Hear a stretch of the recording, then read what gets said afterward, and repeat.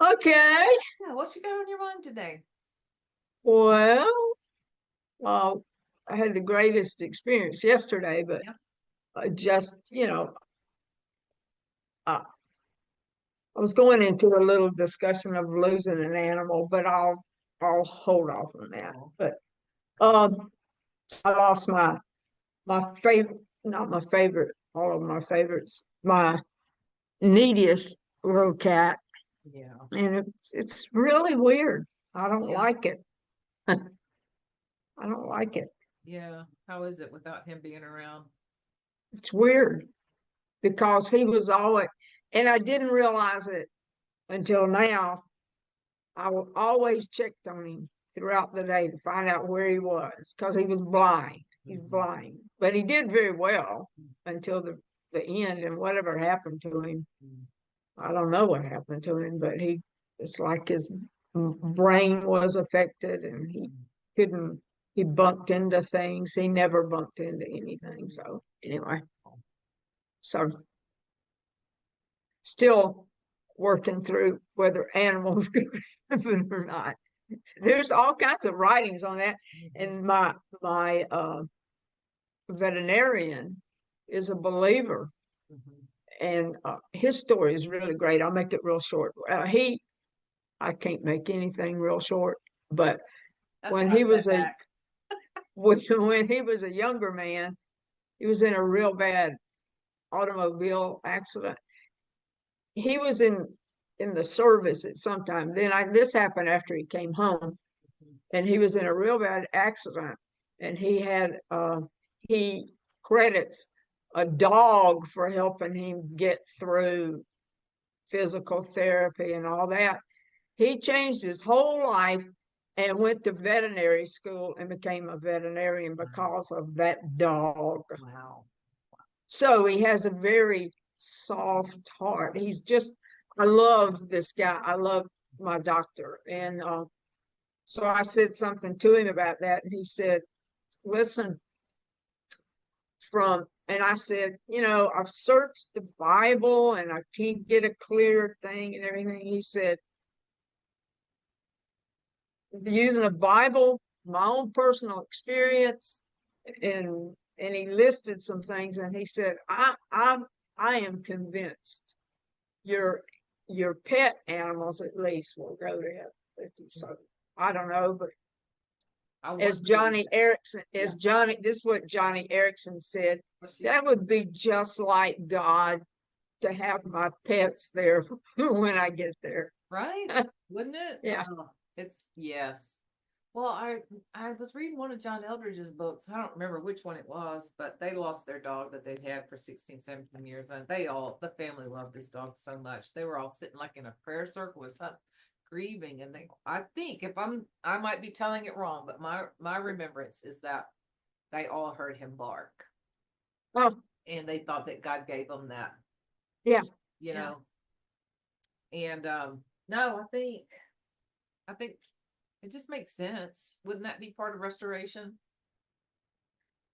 I guess. If you read the book Heaven by Randy Hmm, Alcorn, right.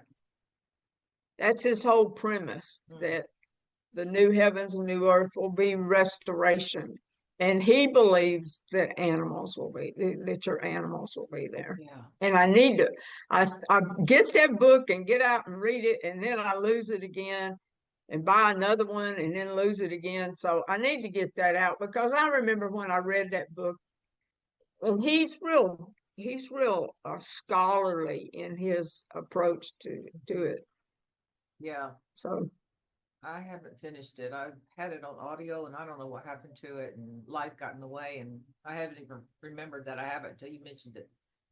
yeah, it's a But good I've heard a book. lot of good It's good. because his premise is restoration, and he builds everything that he says on the fact that we're going to be restored to Okay. Eden.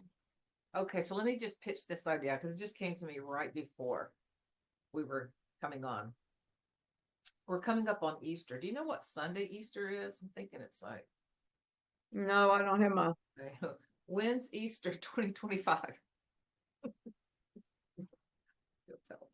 Oh, April 20th. So we have a little ways. Oh, Um, wow. I had this idea like the 4 Sundays prior to, which might even start this weekend. Have to look. Um, cover the four key components of the gospel: creation, corruption, rescue, restoration. Oh, that's what you did in that. Didn't you do that in that little? Yes, Yeah. and that's what I wrote in that curriculum, right? But just to cover each little section, just to have a conversation around that as we move into Easter. I think that would be great. I Uh, will let you handle most of that. we will. I've still got my copy of that book. Yeah, yeah. Well, I was actually just reading in Romans this morning, and I don't. You start reading like what Jesus did for us, the gospel, like it just grips you. It's exciting. It charges you. It's electrifying. But I feel like it's gotten so lost, right? The whole What story. he did for us. Yes, what he did for us, and it's all about making our lives work now. Now that we have him, we got our ticket to heaven. Let's just make life work. But I think as we continue to stay in those places, just remembering the story, do this in remembrance of me, which I don't think Right, it was ever intended to be, these little plastic cups and little wafers that go down the aisle. It was a totally different, let's enjoy meals together and fellowship around what we have known in this right, in this right, Savior here. But right. we could do that. We can do this in remembrance of him, right? That sounds great. And what he came. So if you're up for that, we can work that out. I have a well, like I said, like about 10 days break before school starts again. So That's right. we might could get together and do, a couple of sessions at a time and get Okay, something out. But I I do like focusing during the Lent season on the gospel story. And nothing gets me absolutely. more energized than the gospel. So it's almost the same thing as grounding, like we were talking about earlier. Going centering around the gospel is spiritually grounding. Yeah, It is absolutely. spiritually grounding. So I could use some of that, and I think it would be fun if you wanna participate with that. Okay. All right. So anyway, that was my little pitch, and yeah. So what's on your mind today? Well, I had the most amazing, emotionally overwhelming experience yesterday. Yeah. And it goes like this in our small groups class at church. Mhm. There's a guy there who used to be he he built houses and buildings. He's a construction. He had his own company, so he built all over Alabama and probably out of state too. And somewhere in all that, he met a black preacher. I say this in the jail. Do I say African American? Do I say black? I don't want to offend people. The kids in the jail say black. I think it's So I don't reverted know. back to that. So we're gonna go Yeah. with it. He's so he came to Chuck and he said, Chuck is the guy that's in our class. Mhm. And he said, uh, I want you to build me a church outside of Talladega.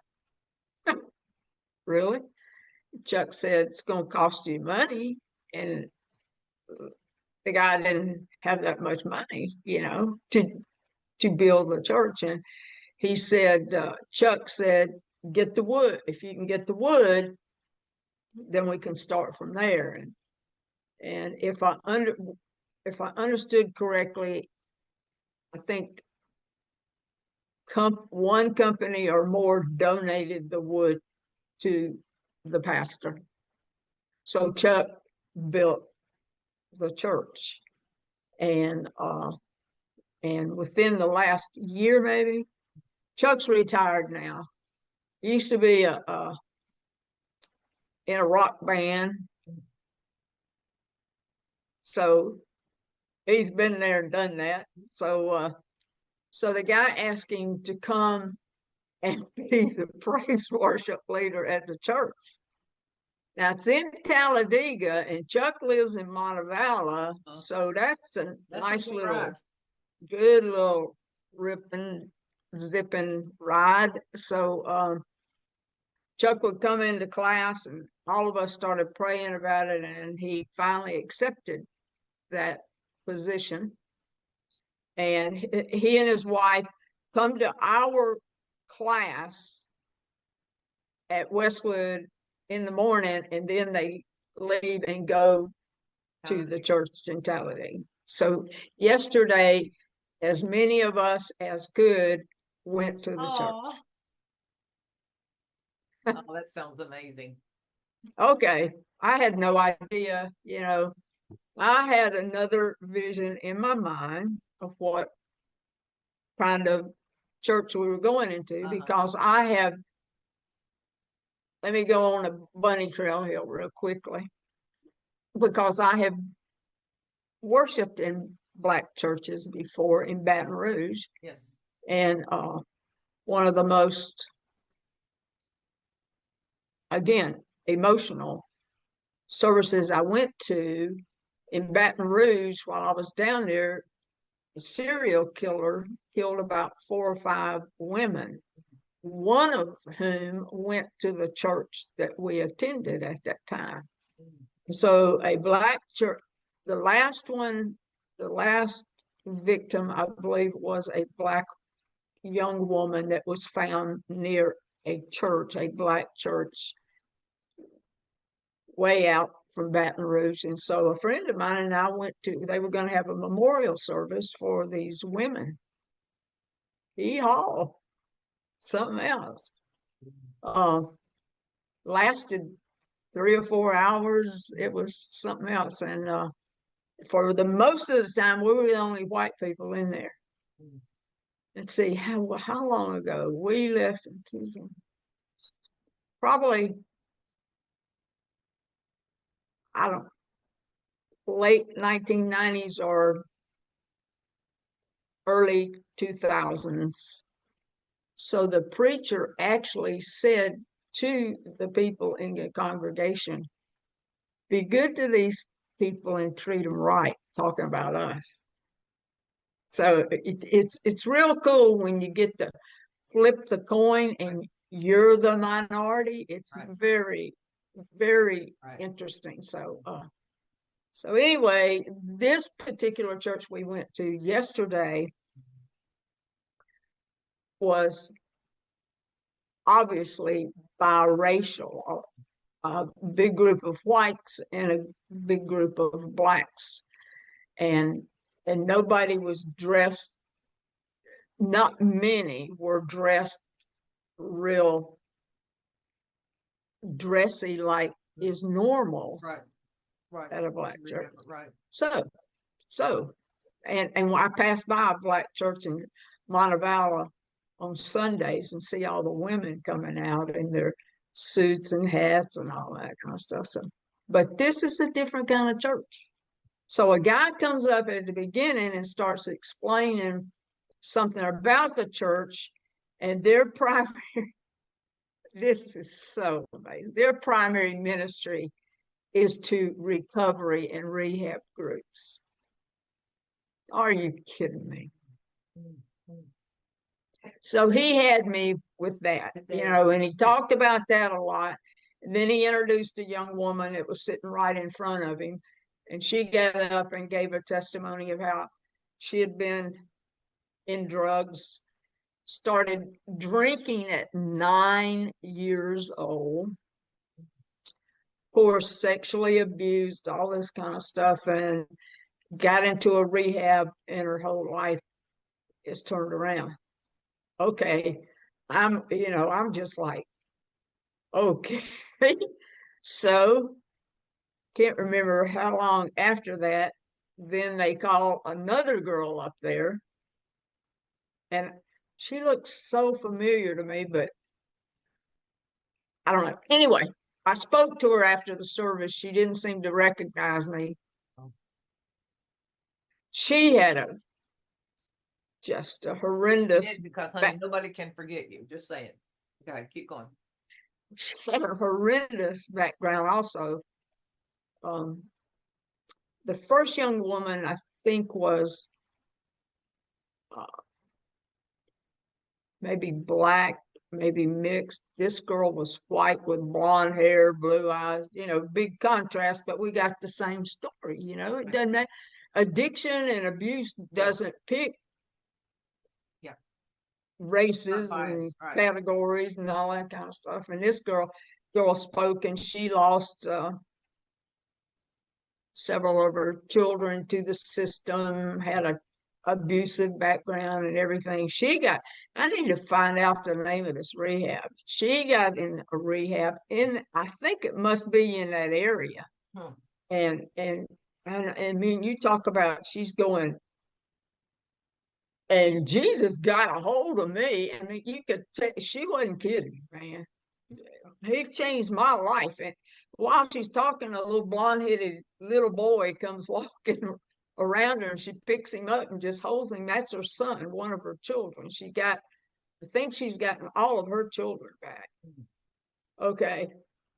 Wow. So then the preacher preaches, and I'm going to talk something about what he talked about.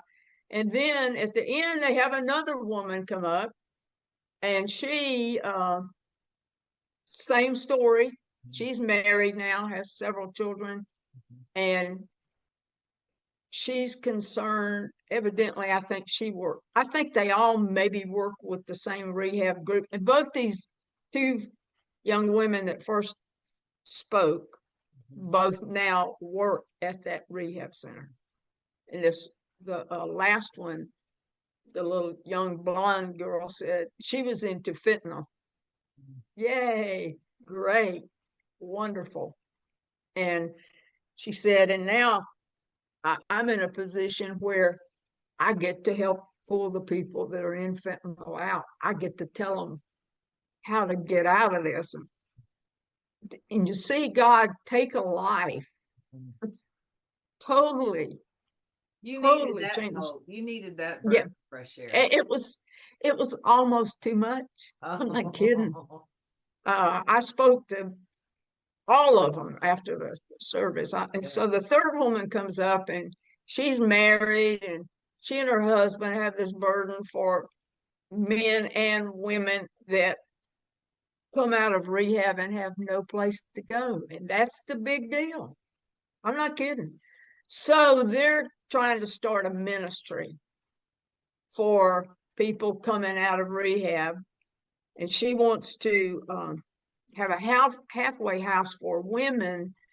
And she said, and I want to get them when they're pregnant and bring them into our setting so they never lose their children. Sorry. Wow. So they're trying to get support now for this. She said, and we have somebody donated us a trailer. So she said, this first blonde girl, she called her name, she lives in that trailer now.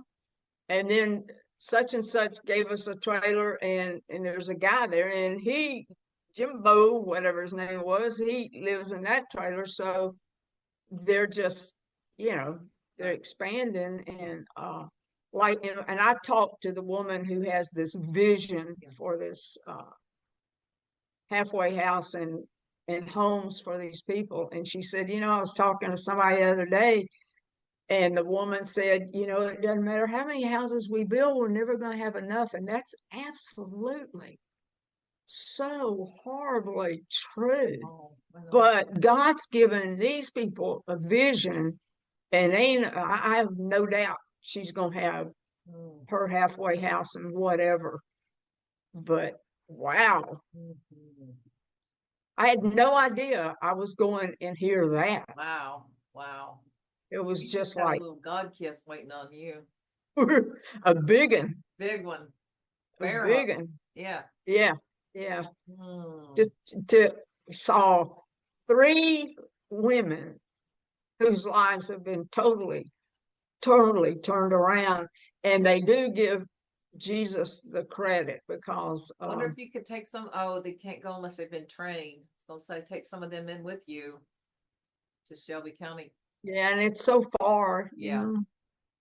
And it took us over an hour and 30 minutes Yeah, or right, something right, to get right. there. Yeah. Wow, that's really exciting. I'm so glad you had that experience and could just, Yeah. oh, just join in the joy with Jesus. I need to see transformation, or as the word we've been using today, restoration. I need to see positive You do, evidence, you do, because that whole area, I'm sure the percentage is very low. And the ministry is intense and it's long and it's arduous. And I'm sure so many people just want to throw up their hands in despair. And but you do it for those one or two, you do it for those few. And Yeah. they, all over the world they line up. They do, it does make a difference. But you just need to see that. God knew you needed to see that, just to give you that continued charge to keep at it. Yeah. Yeah. Wow, what a blessing.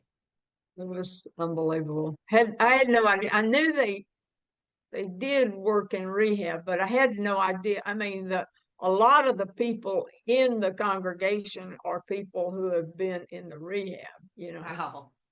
So how did your Sunday school class or small group class go, and how did it impact them? The same way it did me, Yeah. except, it was so personal for Right. me. And one of the girls in our class came up to me and said, "Now I understand Mm. why you Right. get so emotional and so Yeah. strong on trying to help these people out," because she's probably never heard Right. like that. I mean, they give you, and these women they'll give you the good, the bad, and the ugly when they give a Yeah. testimony. Right. Right. They'll tell the bad with the Oh good. yeah. So Yeah. Mm, that's I'm beautiful. I'm so I'm so broken and crushed at how many young children, but since I deal mainly with women, young children Mm. are abused and sexually abused when they're young. And then you wonder how they turn out like this. Right. I Right. don't. Oh, Evans, no, the trauma is terrible. This girl told a story, and we couldn't quite, Sonny and I discussed it. I don't quite understand it, but her folks must have been, well, police came to the house, or maybe the group that checks on the children or something. I don't know, but they had a hiding place for the kids, and the kids would crawl up in a tunnel and hide when these people would come to the house. Mm. Okay, Yeah. It's it's well, I listen to stories all the time, so I know you do. I hear so much. There's so much sexual abuse. It's crazy. It's everywhere. It's almost in every family. It's just really bad. It always happens when these kids are little, and Mhm. it's Mhm. never strangers. No, no, no. But it's so scarring, and the women walk away, despising their beauty because they think that Hmm. may have been part of Hmm. the pain. Hmm. True. um, uh, Feeling like it's their fault because they may have felt something in the feeling complicit. Mm. So many Right, things that we have to tell off and say, no, no, no, no. Your body is just, it's going to respond no matter what. right. And it's so horrible. But see, as you're talking, I'm like, oh, I just want to go. I wish I would have had one-on-one time with the inmates to say, tell me your story. Let's go meet the younger girl in that place of abuse. Let's go meet her in that place of abuse and let's rewrite that story. Okay, Okay. let's see how much of what I can tell of this. Let me think through this. Okay.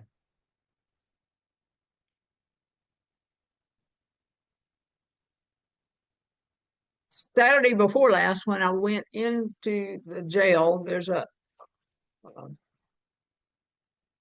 room where you get signed in and everything, and there's a deputy behind glass windows, and I always knock on the door and get my CD player, and they all know that, but they call it my boom box. And so I said, I need to get my CD player, and she opened the door and says, I need to talk to you. And I said, You're like, your heart's dropping. You're like, what I is it said, now?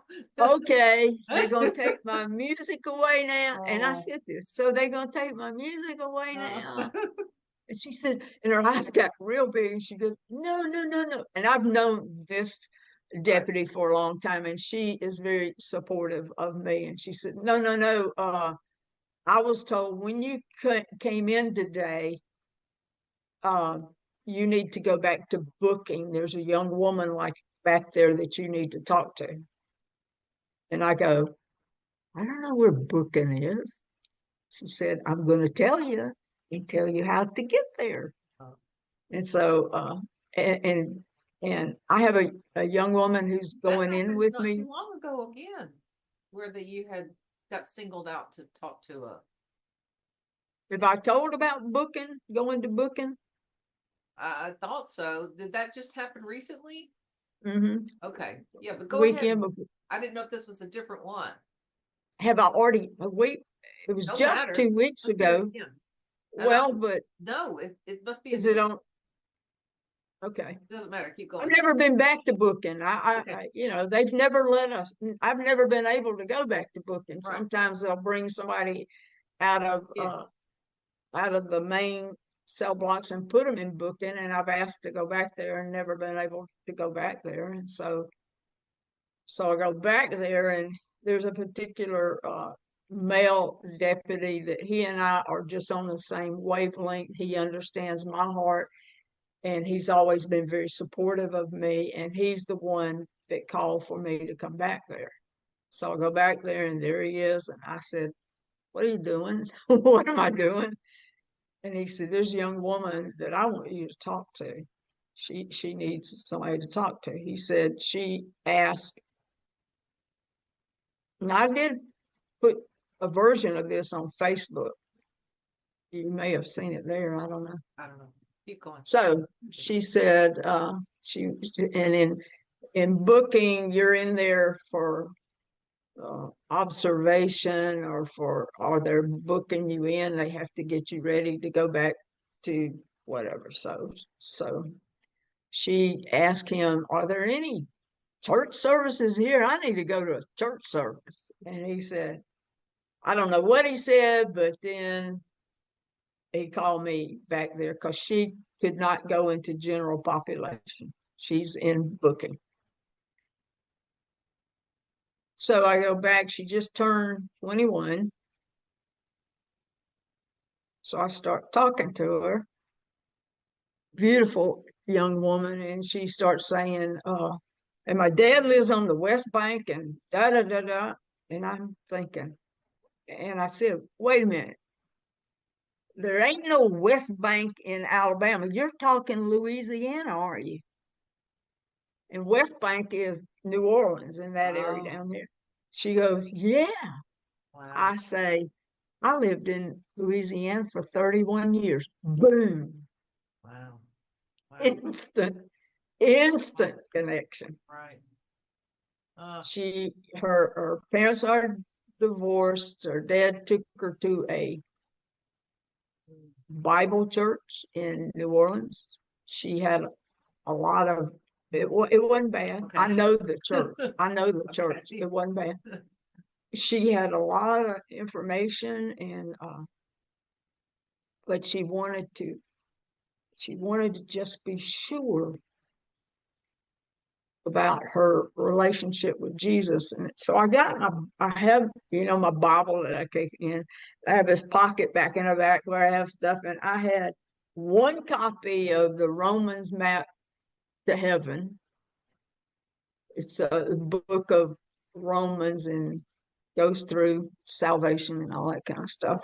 And so we read the verses together, and she knew them. I mean, she knew what it was talking about. She would put a commentary on a verse and everything. So I said, well, even on the sheet of paper, this is a sheet of paper I've sent out to people who get my Bible studies, and it said, do you want to know that you know that you know that you know Jesus personally? And that's what it said on there. And I said, do you?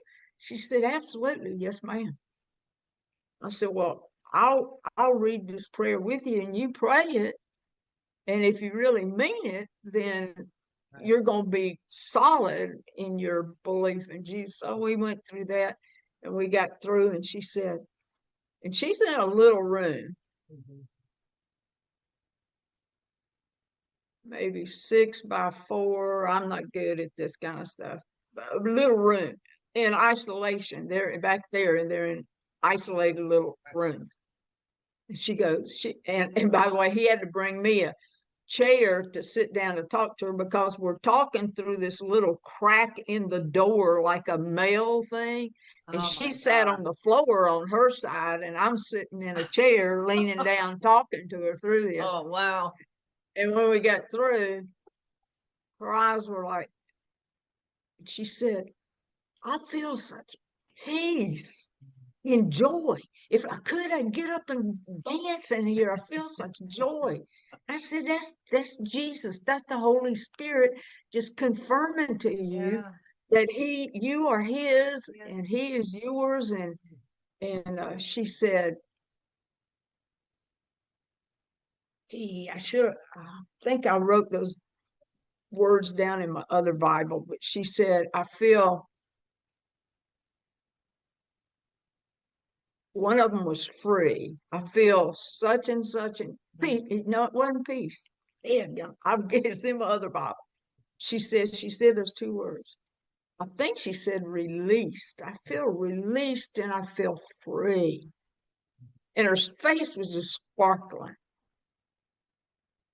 Wow. And wow. Beautiful. We don't ever get one-on-one with them. I know it. I know it. Huh. Know it. And that was really cool. That's very cool. Wow. What a gift. Yeah. I don't think that's. And you know what? You know what I thought? What? My time in Louisiana was not the easiest time of my life whatsoever. Right. It was the biggest challenge I've ever faced in my life, as far as with relationships with people.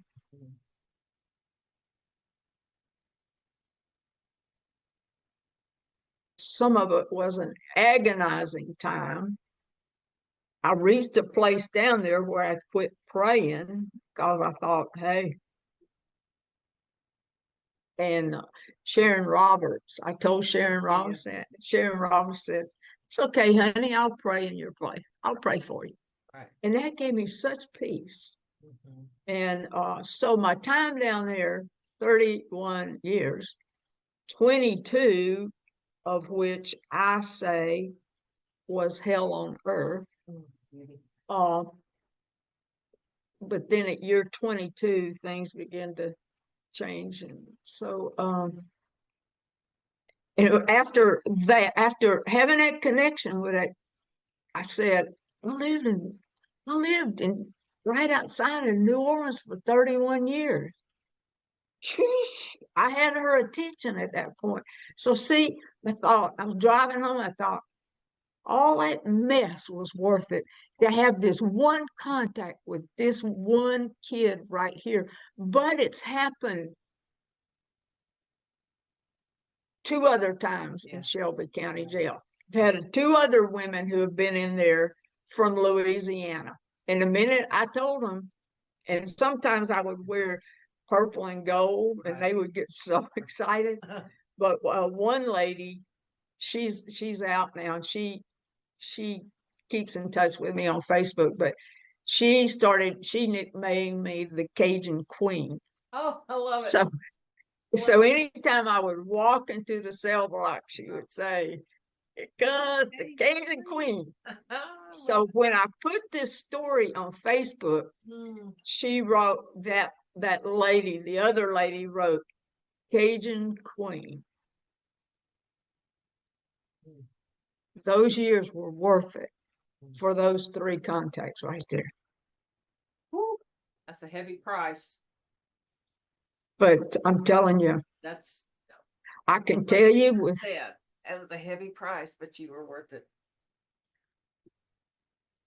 Woo. yeah, and they were worth it. They were worth it. Yeah. They were worth it. Right. Absolutely. Yeah. Right. Mm. Unbelievable. It's. I love it when we can see some meaning in years that felt meaningless. Oh, those felt meaningless. They felt ugly. They felt hard. They felt whatever kind of negative word you can write. Dark. Dark, very dark. At times, very, very dark. But see, real quickly, I'll go through this again. Down there, because of the death of a young man who had been a drug addict and come out of it, but he later, after he was clean, was in a motorcycle accident, got killed. At his funeral, I connected. I knew his sister very well, and I was talking, sat down outside with a girl who was smoking. She had to go outside to smoke. So Chrissy was her name, and I was sitting out there with Chrissy at this young man's funeral. And Chrissy said, "Y'all come to recovery group." And I said,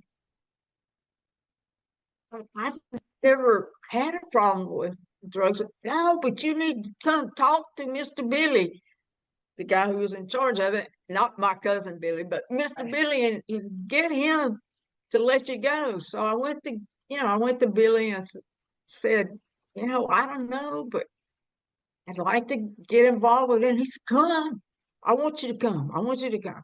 And he used me. I usually sat there and I stayed as quiet as I could until there was a point where I could make some comments. And he would, we worked well together. So I started in recovery group. And then I also worked in the apartment ministry where we went out into the apartment and government assisted areas and did ministry, um, all preparing me for this right here, for going into jail. Sounds like Joseph story. Mm. So Do it what they meant for evil, God meant for good. absolutely, Yeah. absolutely, It absolutely. took him a long time to see the good come in. Oh, I didn't have what I didn't have an outreach ministry that I used to Right. for years in Right. Baton Rouge. Right. Oh yeah, I I remember mean, being mad that that was happening. Like you take this lady down there that's got all this ministry to give, and you just let her just be stuck on a shelf or in a corner and just handcuffed. I just didn't it just didn't make sense to me. That was I was very young back then, and I thought, oh, of course I was at that point trying to tell God how to run the world. Because I knew better. And now looking back, there's a lot more hindsight about what the Christian life really is anyway.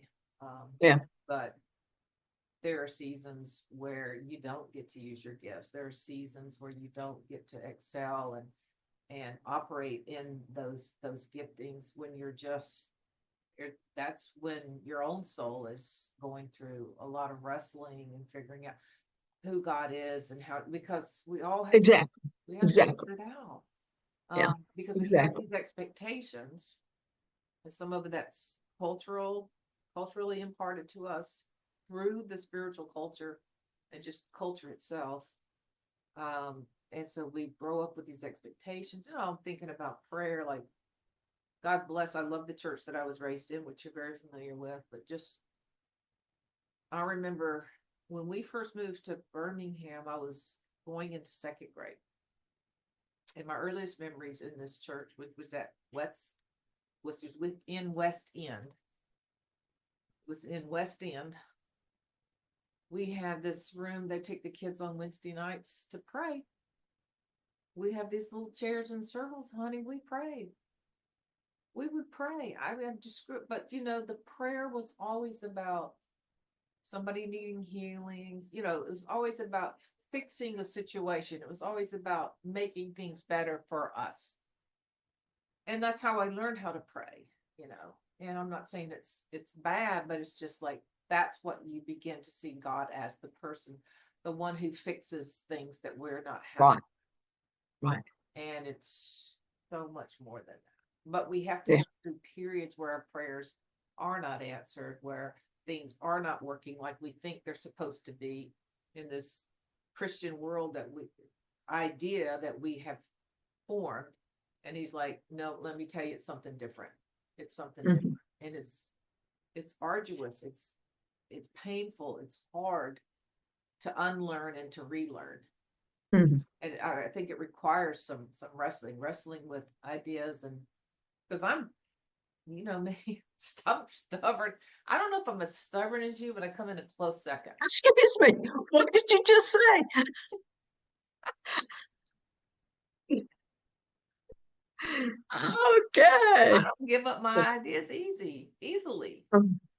You know, I'm like Jacob. I'm going to sit in there wrestle. I'm going to wrestle until God relents. And it was God touching Jacob that made him relent. You know, that he finally let go. But anyway, we have to go through those spells, those hard times, and I don't like them. I'm in one right now, and I hate it. You know, but I'm not fighting as hard as I have been in the past. I'm more surrendering to the process. Good. Finally, it's like my counselor talks about how someone who's trained in as a lifeguard, they're trained that the person they're trying to save or rescue is going to be fighting against them. They will be fighting against the very person that's trying to rescue them. And they're having to deal with this thrashing about and all. They can't get the person to relax to draw them in. I'm like, yeah, she tells me that because that's who I am. I'm just like, God's trying to rescue me. He's trying to deliver me. He's trying to pull me away from, and I'm like fighting the whole way. Yeah, just fighting the whole way. But that's part of the journey, right? Right. Yeah, it's a hard part. And you need people who've gone through it to kind of tell you, yeah, this place is dark, this place is hard, this place, Right. Or I'll pray for you when you can't, you know. Yeah, you know, that was when she said that, Yeah. it just Right. was like peace just covered me, because I knew right. what a prayer she was, and I knew what a person of integrity and honesty she was. So if she said that, I have no doubt she was going to do it. And that gave me, I don't know, it's like a big load lifted off of me. Load lifted. Yeah. That's sweet. That's kind. Well, wonderful story. I love that you had that experience. I'm glad that God gave it to you. And that just happened this Sunday, this past week? Yesterday. Wow. Yesterday. So that's very yesterday with the church. Right, with the church. 2 weeks ago with the young woman. Wow. So all those times you thought, oh, I'm just not going to do it anymore. You just never know what's waiting around the corner. No. You can't. No. You can't stop because there's always something good right around the corner. I just remember when I started saying, if you'll just give me one. Just give me one. Well, he's filled that wheelbarrow. Man, I've seen I've seen some miraculous things of kids turning around. You said that to me in high school. I don't know why we were having this conversation, but you said, I just, there just needs to be at least three to have an after school Bible study or whatever it was we did. You said we Why did I say that? I wonder. don't know, but you said, but I'm I like don't either. recruiting them. So I recruited Mark and Becky, Becky and Becky, Tim. yeah, Those were the four of us, and it was then you and Mr. Hitchcock. And it wasn't a Bible study. I don't know what we were doing. We were just getting together talking about Jesus. yeah. He Allison taught a lot of Bible in there, but he's totally a unique individual the way he did things. So Right. So anyway, that's what you said. We just need a few. So, that mentality has stayed with you all along. So you will sell your soul to the few, for the few. You will, and I guess in a sense that's what Jesus has done as well, because you know, I don't know percentage wise of the human population, those who believe, those who trust, but he did it for those who that would. yeah, Knowing in advance everyone wouldn't, but that didn't stop him. And he took 12 people. He took 12 people and turned the world upside down. yeah, So we don't yeah, have to have large numbers. yeah. Yeah. Fed the multitudes with 5 loaves and 2 fish. He's the great multiplier. Yeah. Good work. Good work. And I'm really glad you got encouraged. Okay, so Yeah. we'll be back. I guess we'll wrap this up, and just hang on because I'll stand up. But we'll wrap this up, and we'll be back to do some more about the four pillars of the gospel: creation, Yeah. corruption, rescue, restoration. That'd be fun as we move into Easter. All right, bye Yeah. everybody. Big hug. Bye.